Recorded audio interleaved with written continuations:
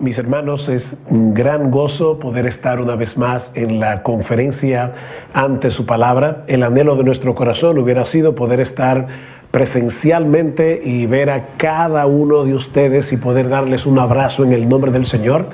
Pero al mismo tiempo damos gracias a nuestro bendito Señor y Salvador, que en este tiempo de tantas limitaciones contamos con medios como la internet para poder llegar a donde nosotros físicamente no podemos llegar.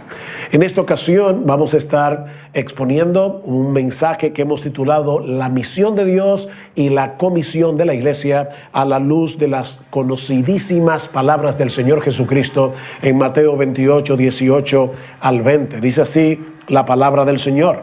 Y Jesús se acercó y les habló diciendo: toda potestad me es dada en el cielo y en la tierra.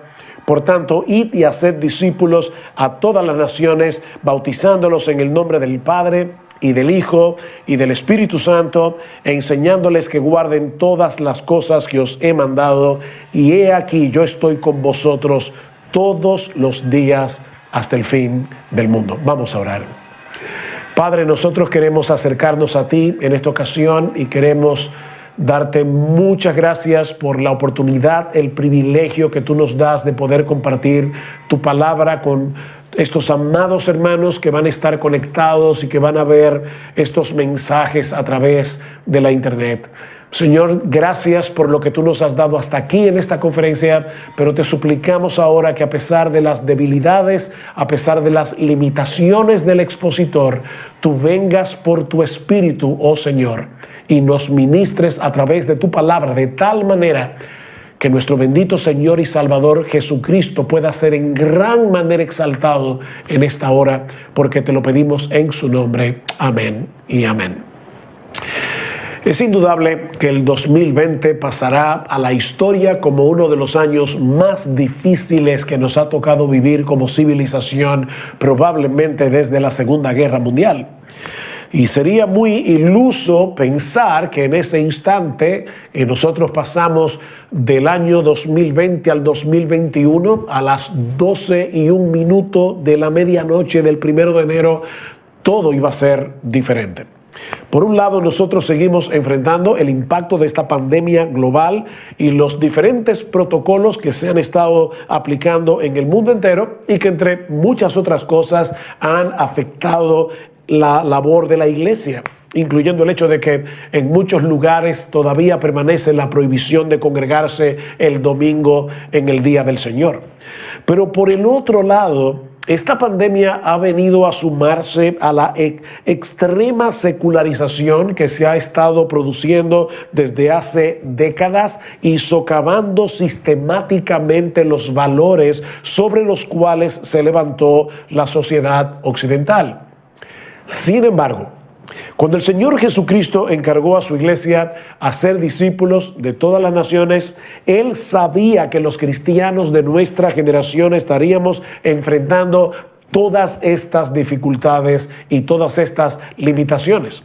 De hecho, Él sabía de antemano todas las dificultades que los cristianos iban a tener que enfrentar en todas las épocas, en todas las partes del mundo para el cumplimiento de esta encomienda en Mateo 28. Pero, como se nos ha recordado muchas veces, Mateo 28, 19 al 20 no es una gran sugerencia, es una gran comisión que permanece vigente como el mismo día en que fue pronunciada por nuestro Señor y Salvador antes de ascender a los cielos. De manera que la responsabilidad de hacer discípulos en todas las naciones no ha quedado en suspenso a partir de marzo del año pasado o esperando que el cristianismo deje de ser impopular a los ojos del mundo incrédulo. Lo cierto es que la fecha de vencimiento de la gran comisión será la segunda venida en gloria de nuestro Señor y Salvador Jesucristo.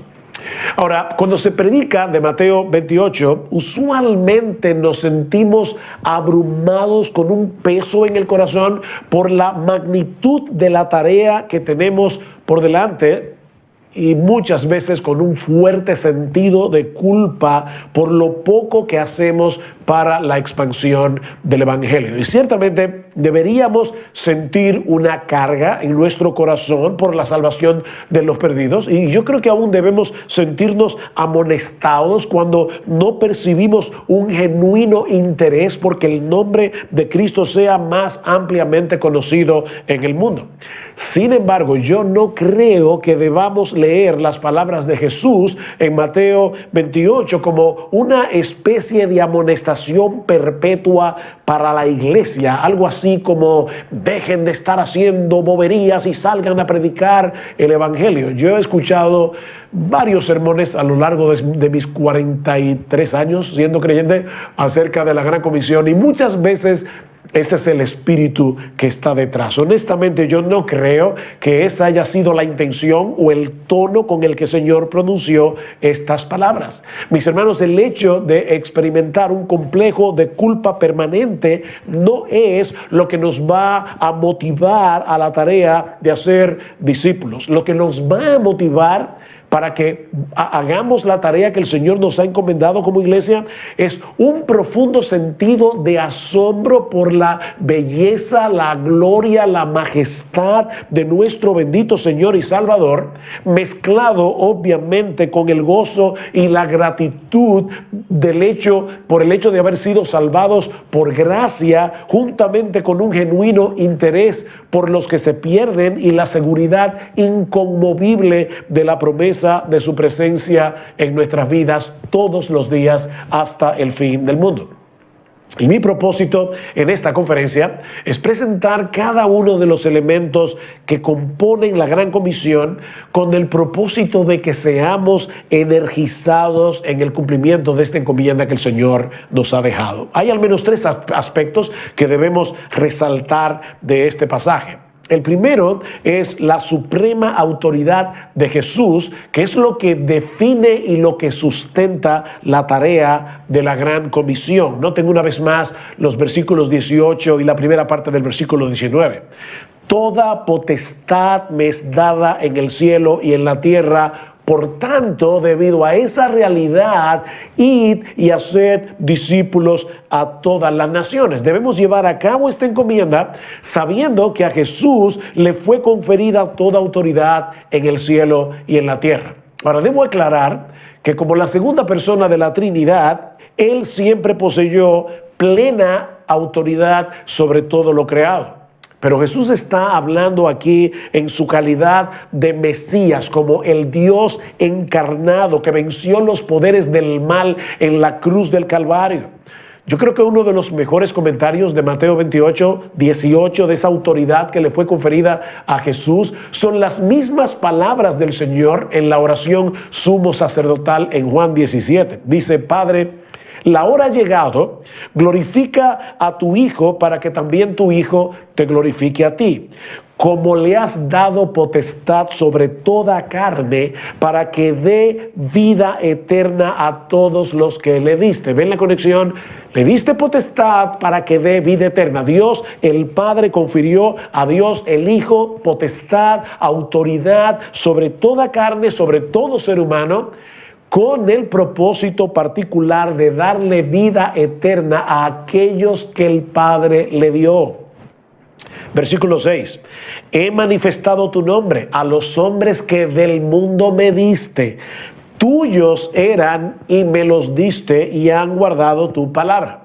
Esas ovejas fueron elegidas por Dios el Padre desde antes de la fundación del mundo y dadas a Dios el Hijo para que Él les diera vida por medio de su muerte en la cruz. Y mis hermanos, ¿acaso puede haber un incentivo mayor para predicar el Evangelio? Nosotros no sabemos cuáles son esas ovejas que Dios el Padre le dio a Dios el Hijo, pero sí sabemos que Jesús tiene plena potestad de darles vida eterna a través de la predicación de la palabra. Es por eso que hemos titulado este mensaje La misión de Dios y la comisión de la iglesia, porque esta encomienda de Mateo 28 se inicia en el consejo eterno de la Trinidad. Mis hermanos, saltar directamente a Mateo 28 para tratar de comprender la misión que se le ha comisionado, que se ha conferido a la iglesia, es como comenzar a ver una película desde la mitad. Hay toda una historia detrás de Mateo 28, una historia que comienza en la eternidad y que al mismo tiempo se empieza a revelar en Génesis capítulo 1. Luego de describir el escenario de la creación, dice en Génesis 1, 26 al 28, que Dios creó al hombre a su imagen y semejanza. Y hay una intención obvia de Moisés cuando dice que los animales fueron creados según su género, según su especie, según su naturaleza, pero el hombre fue creado según Dios, conforme a la imagen de Dios. Y con la encomienda de llenar la tierra de seres humanos que iban a aportar esa imagen, de manera que la comisión original de Dios era llenar la tierra de imágenes vivientes de Dios por medio de Adán y Eva. Y como espero mostrar en un momento, la Gran Comisión se encuentra íntimamente relacionada con esa responsabilidad que Dios le dio al hombre desde el principio y que fue saboteada, como todos sabemos, por Satanás en Génesis capítulo 3. Adán y Eva cedieron a la tentación de querer actuar como seres autónomos y por causa de su rebeldía, la imagen de Dios en nosotros quedó estropeada, no completamente aniquilada o eliminada, pero sí estropeada. Ahora, en vez de exterminar a la raza humana, mi Dios en toda justicia pudo haber hecho eso. En Génesis capítulo 3, versículo 15, Dios promete redención a través de un Salvador nacido de mujer, un hombre como nosotros, el postrer Adán, como le llama Pablo a Jesús en 1 Corintios capítulo 15.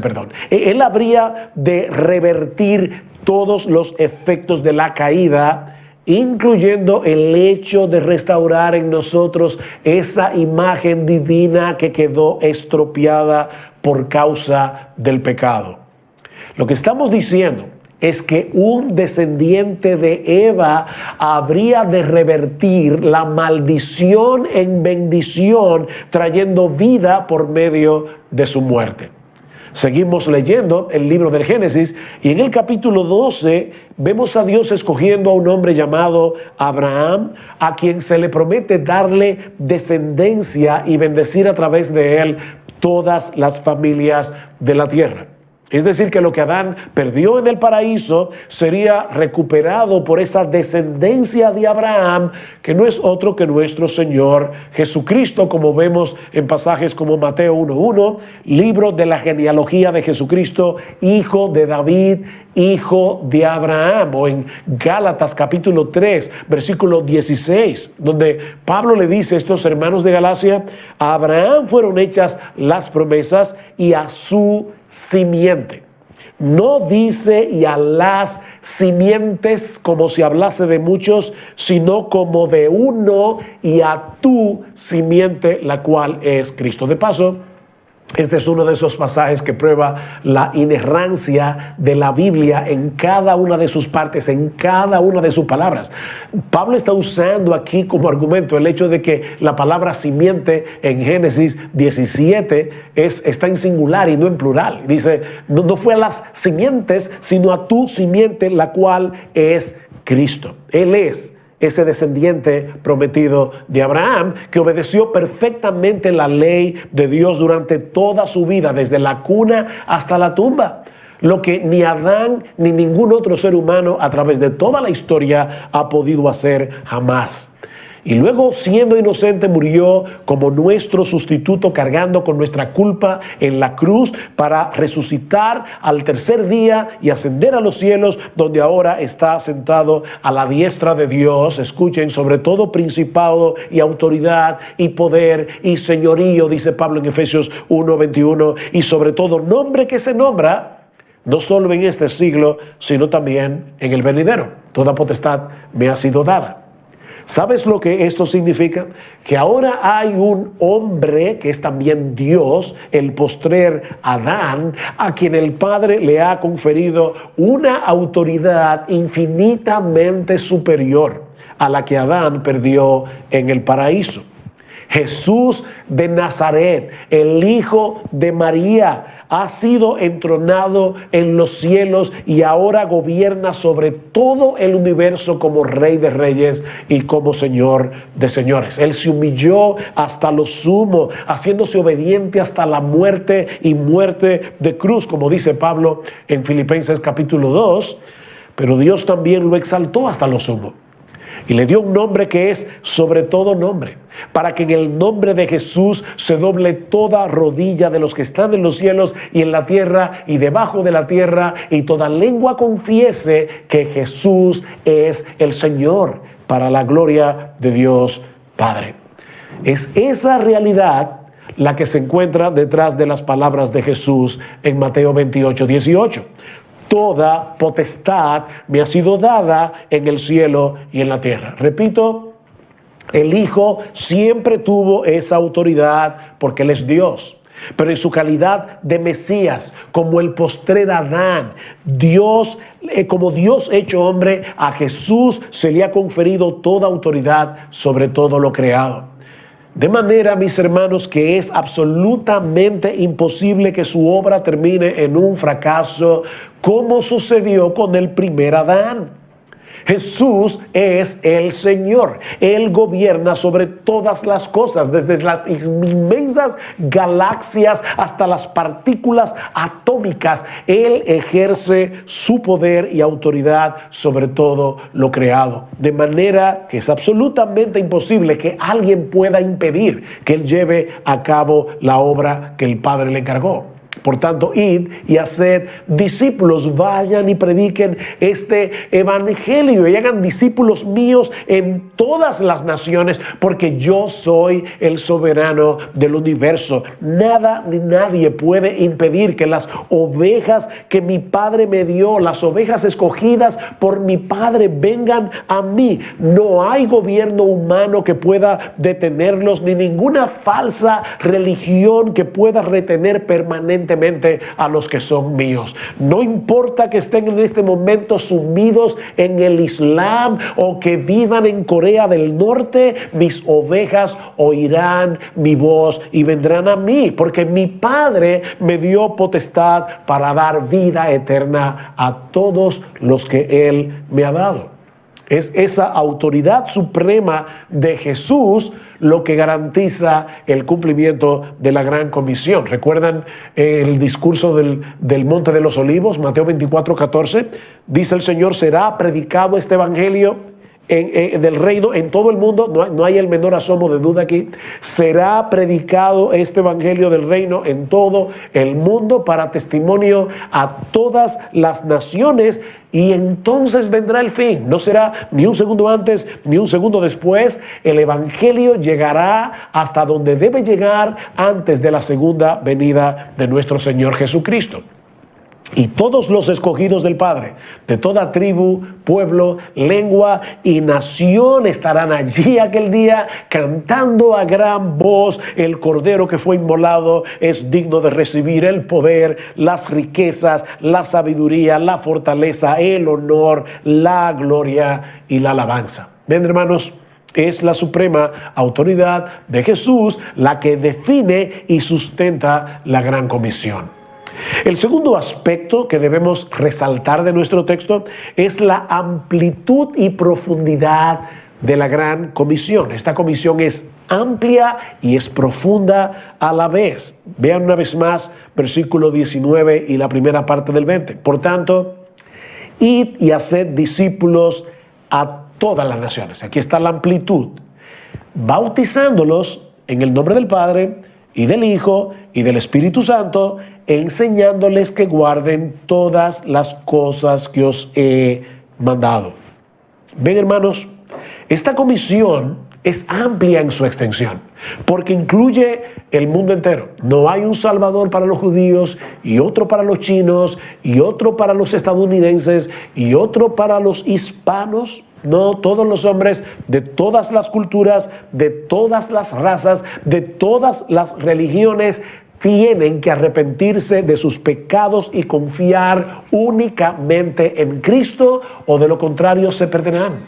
Juan 14:6, ¿qué dice el Señor allí? Yo soy el camino y la verdad y la vida. Y por si todo esto fuera poco, nadie viene al Padre sino por mí. Y en Hechos capítulo 4, versículo 12, el apóstol Pedro nos dice que aparte del nombre de Jesús, no hay otro nombre dado a los hombres en el cual podamos ser salvos. Y yo sé que decir eso no es políticamente correcto en el mundo pluralista en el que nos ha tocado vivir, pero la verdad no deja de ser verdad porque los hombres decidan cerrar sus oídos contra ella. Hay un solo Dios y hay un solo mediador entre Dios y los hombres, Jesucristo hombre. Fuera de Él no hay salvación para nadie. Pero esta comisión no solo es amplia en su alcance, sino también profunda en su esencia. No se trata simplemente de ir por el mundo haciendo convertidos o esperando que la gente haga profesión de fe, levantando su mano, pasando al frente y haciendo la oración del pecador. No, de lo que se trata esta comisión es de hacer discípulos. Y de hecho, es interesante notar que este es el único imperativo que aparece en nuestro texto en el original. Si ustedes leen en la Reina Valera del 60, el versículo 19, dice, por tanto, id y hacer discípulos. Y la palabra ir está allí en un imperativo. Pero en realidad lo que el texto original dice es, por tanto, yendo a hacer discípulos, bautizándolos y enseñándolos. El único imperativo de este texto es hacer discípulos. ¿Y qué es un discípulo?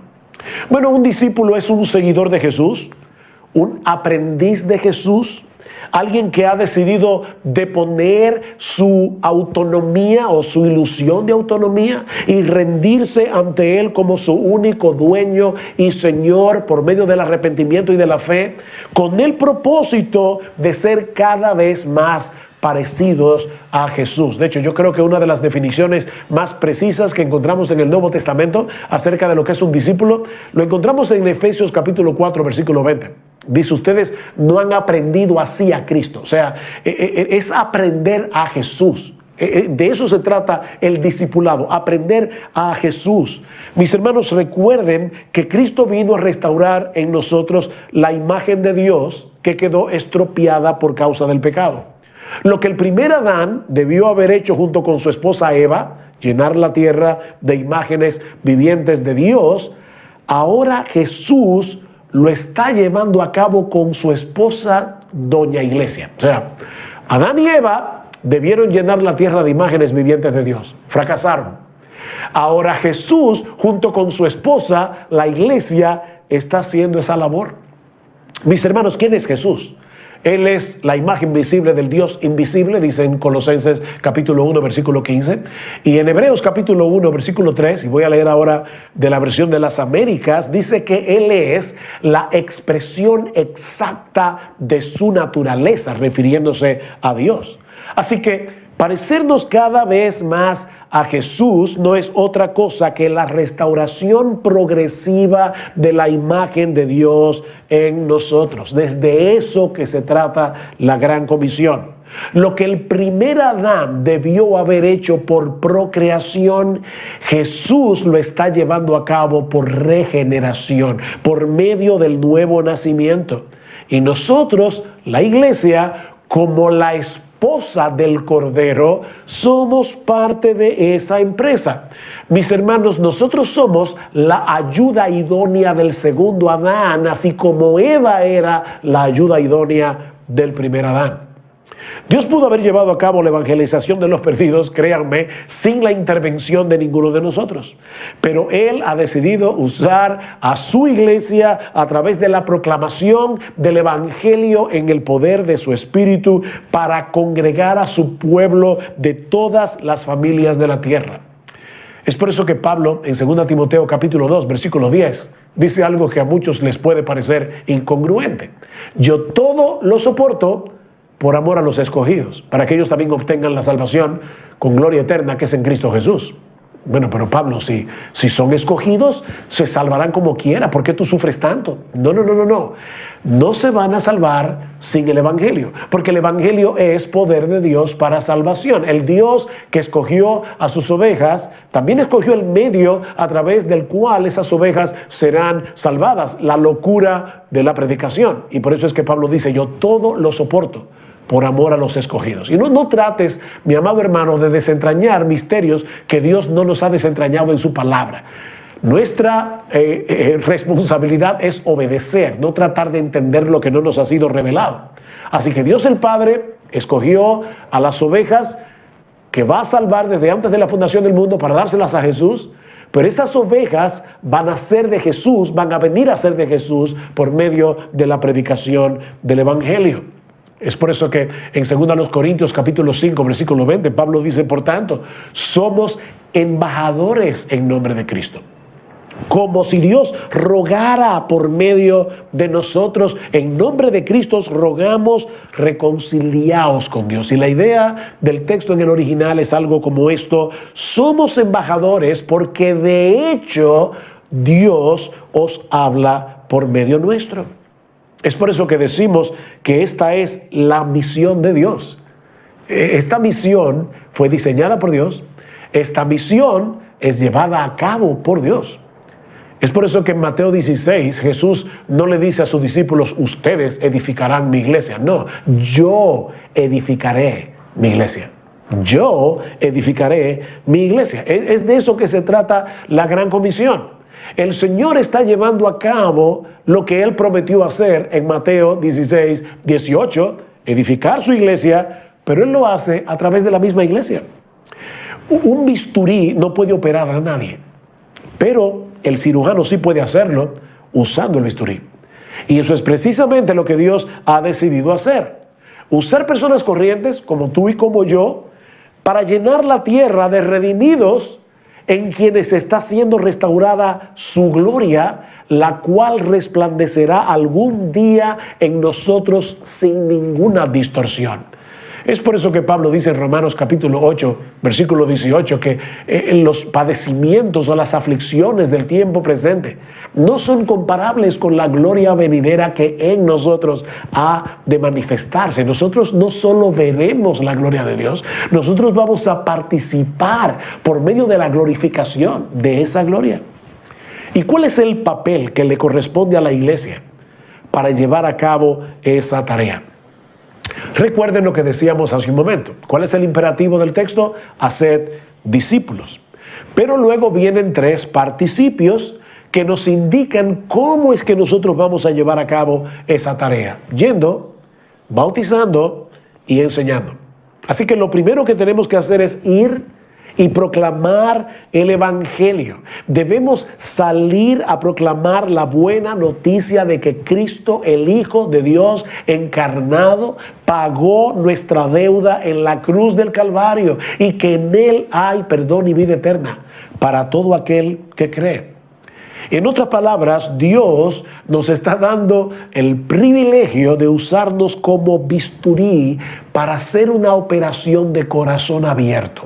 Él va a cambiar corazones de piedra en corazones de carne, y lo va a hacer a través de la proclamación del Evangelio. Eso es lo que ocurre cuando Dios aplica el Evangelio en el corazón del pecador en el poder de su Espíritu.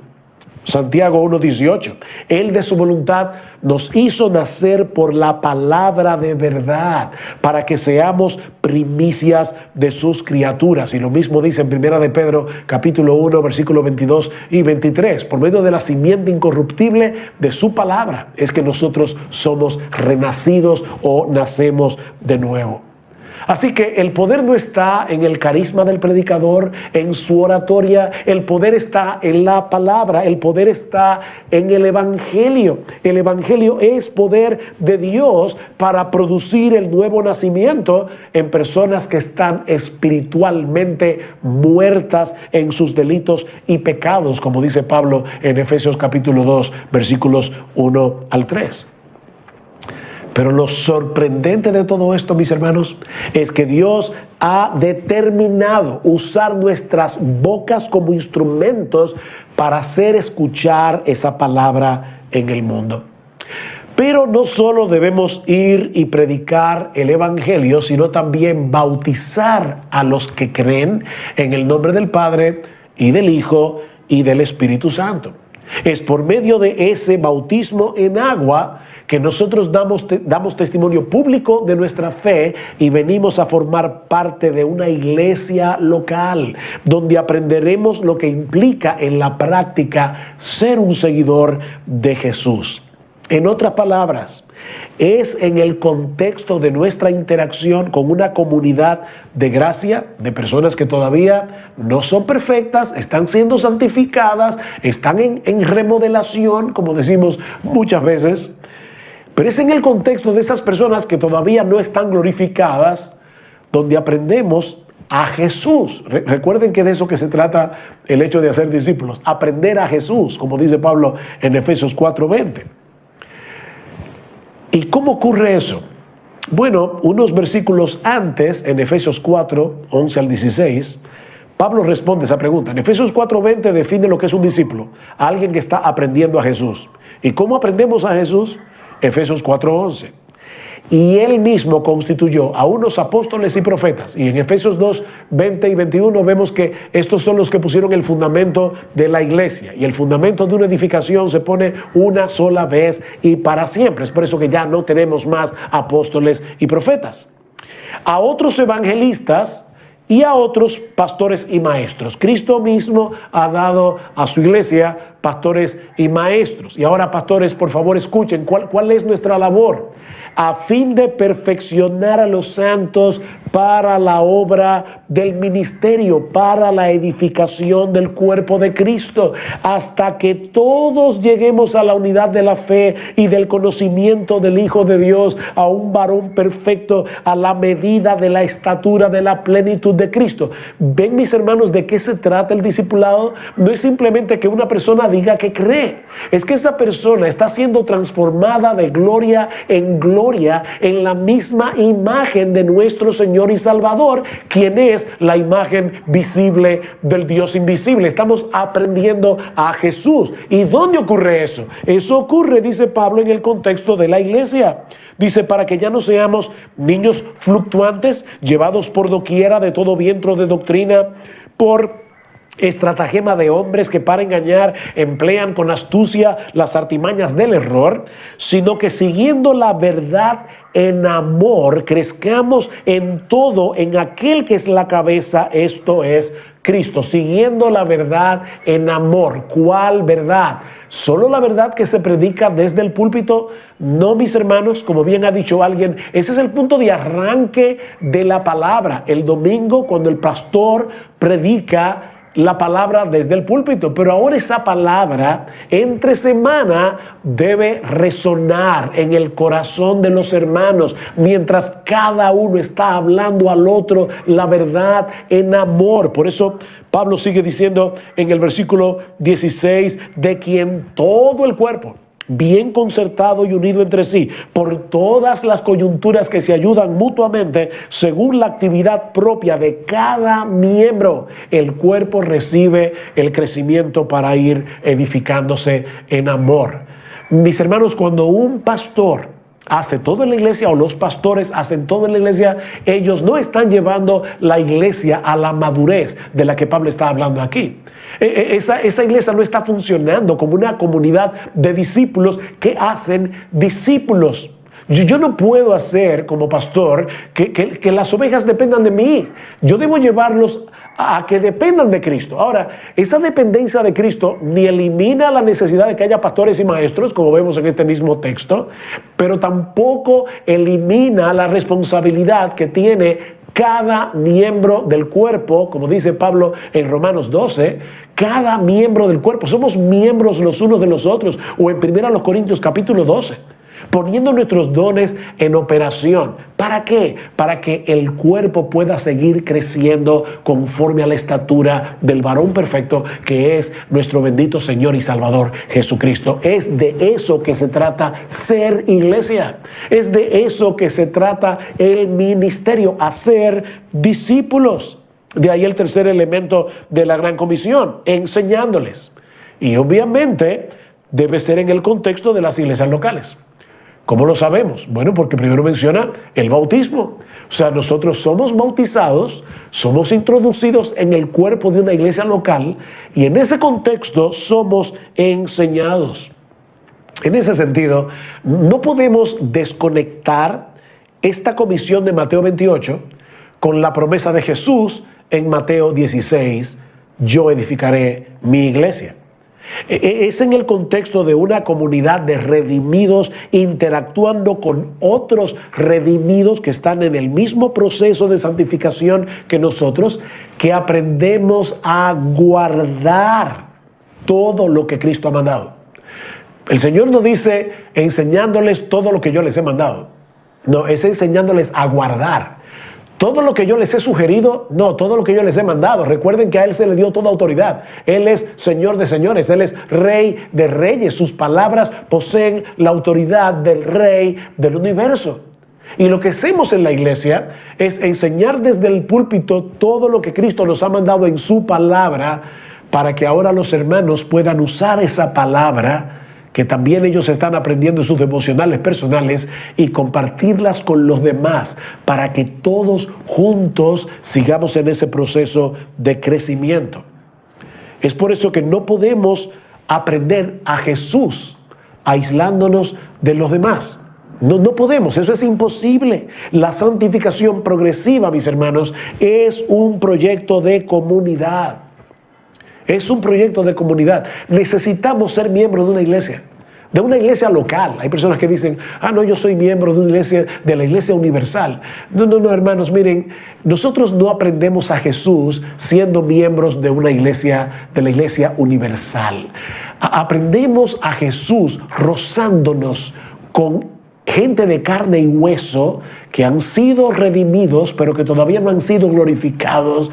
Y es en ese contexto que nosotros aprendemos a formar en nosotros el fruto del Espíritu: amor, gozo, paz, paciencia, benignidad, bondad, fe, mansedumbre, dominio propio. ¿Dónde aprendemos a amar como Cristo nos amó? Con gente que nos ama como nosotros quisiéramos que nos amaran. No es cuando hay malos entendidos, es cuando hay problemas y nosotros tenemos que aprender a amar como Cristo en medio de esos problemas, en medio de esos malos entendidos, amor, gozo, paz, paciencia, etc. Pero aún nos resta un elemento adicional en el texto de la Gran Comisión y que veremos mucho más brevemente. Ya vimos la autoridad de Jesús, que es la que define y sustenta la Gran Comisión. Ya vimos la amplitud y profundidad de esta comisión. No es simplemente hacer profesiones de fe o hacer convertidos, es hacer discípulos. Pero ahora nos resta la promesa que nos anima, consuela y fortalece en el cumplimiento de la Gran Comisión. Mis hermanos, aquel que posee toda autoridad en el cielo y en la tierra ha prometido estar con nosotros todos los días hasta el fin del mundo. Como decía en la introducción de este mensaje, nunca ha sido fácil la tarea de hacer discípulos y nunca lo será, con pandemia o sin ella. Pero no estamos solos en el cumplimiento de esta comisión. No temas, dice el Señor en Isaías 41:10, porque yo estoy contigo, no te desalientes, porque yo soy tu Dios, te fortaleceré, ciertamente te ayudaré, sí, te sostendré con la diestra de mi justicia. O como dice en Hebreos capítulo 13, versículo 15, yo nunca te dejaré ni te desampararé. Hay una triple negación aquí en el texto original. Nunca, imposible, jamás yo los dejaré ni los desampararé. Así que no tengan temor a la hora de salir de su zona de confort, de su zona de seguridad, porque donde quiera que vayan, yo estaré con ustedes en cada momento, en cada minuto, en cada segundo de cada día. Y por si todo esto fuera poco, esta promesa no tiene fecha de caducidad, no tiene fecha de vencimiento. Es hasta el fin del mundo. Nuestro Señor Jesucristo regresará cuando el número de los elegidos haya sido completado. Mientras tanto, Él promete estar con los suyos todos los días, guardándolos y guiándolos hasta que estén seguros en su presencia en la casa de su Padre. Es por eso que decíamos al principio que el combustible que energiza la Gran Comisión es un profundo sentido de asombro por el poder, la gloria, la majestad, la hermosura de nuestro Señor y Salvador Jesucristo, mezclado con el gozo y la gratitud por nuestra propia salvación, amor por los perdidos y una seguridad inconmovible en la promesa de su presencia. Mis hermanos, como dice la palabra, algún día toda la tierra será llena del conocimiento de la gloria de Jehová, como las aguas cubren el mar. Y el Señor nos ha dado el enorme privilegio de ser parte activa del cumplimiento de esta promesa al compartir con otros el evangelio de la gloria de Cristo, el cual es la imagen de Dios, como dice Pablo en 2 Corintios 4:4. De manera que sí, la Gran Comisión es nuestra responsabilidad. Como decía, no es una gran sugerencia. Somos responsables de llevar adelante la Gran Comisión si somos cristianos. Pero hermanos, es al mismo tiempo una respuesta de gozo, de asombro y de gratitud. Es un gozo poder compartir con otros las inescrutables riquezas de Cristo para que su alabanza continúe traspasando las fronteras y resonando en gente de todo pueblo, raza y cultura. Es por eso, mis hermanos pastores, que nuestra responsabilidad como pastores es hacerle ver a la iglesia cada domingo, de alguna forma u otra, la gloria, la majestad, el imperio, la hermosura de nuestro Señor. Nosotros tenemos que llevar a nuestros hermanos a admirar a Jesús, porque es contemplando su gloria que nosotros somos transformados de gloria en gloria en la misma imagen. Tenemos a un gran Salvador que compró para nosotros una gran salvación que ahora está disponible para todo aquel que cree. Así que no es el sentimiento de culpa lo que nos va a motivar para la tarea de hacer discípulos, sino el asombro de tener un Salvador como Jesús y disfrutar de una salvación como la que Él compró para nosotros al precio de su sangre. Es por eso que debemos pedir en oración lo que el apóstol Pablo pide en oración por la iglesia en Éfeso: que el Dios de nuestro Señor Jesucristo, el Padre de gloria, os dé espíritu de sabiduría y de revelación en el conocimiento de Él. Ellos ya conocían a Jesús, pero dice Pablo, yo quiero que sus ojos tengan colirio, para que ustedes puedan ver a Jesús más claramente, alumbrando los ojos de vuestro entendimiento, para que sepáis cuál es la esperanza a que Él os ha llamado y cuáles las riquezas de la gloria de su herencia en los santos y cuál la supereminente grandeza de su poder para con nosotros los que creemos, según la operación del poder de su fuerza, la cual operó en Cristo, resucitándole de los muertos y sentándole a su diestra en los lugares celestiales. El mismo poder que operó en Jesús para levantarlo de los muertos es el mismo poder que se requiere para levantar a un muerto espiritual y llevarlo a la vida en Cristo Jesús. Y eso lo opera Dios. Eso solamente puede hacerlo el Espíritu Santo. Pero Él lo hace a través de la predicación del Evangelio. El Evangelio es y seguirá siendo poder de Dios para salvación. Oh, mis hermanos, ¿cuánto necesitamos esa visión fresca de la gloria incomparable de nuestro Salvador y de su sorprendente gracia que nos dio vida por medio de su muerte?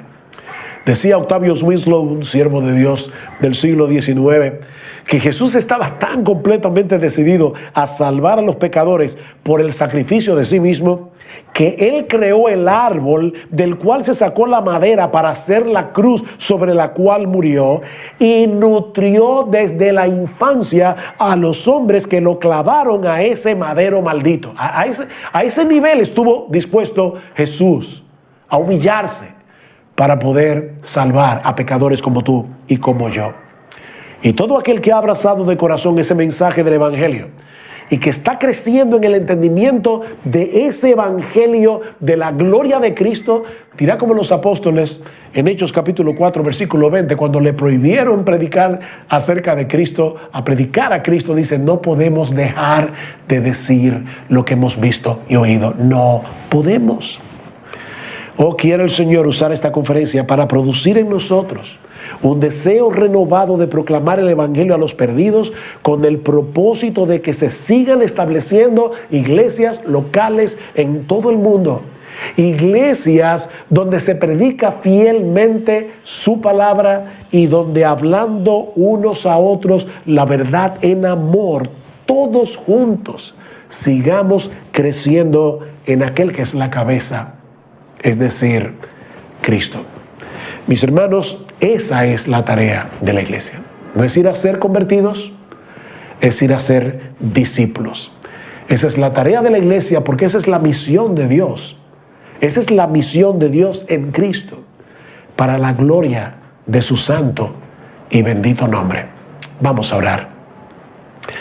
Padre, nosotros queremos darte muchas gracias por darnos una vez más la oportunidad de predicar tu palabra para esta conferencia. Señor, mira todo lo que nuestros hermanos han escuchado a lo largo de esta semana.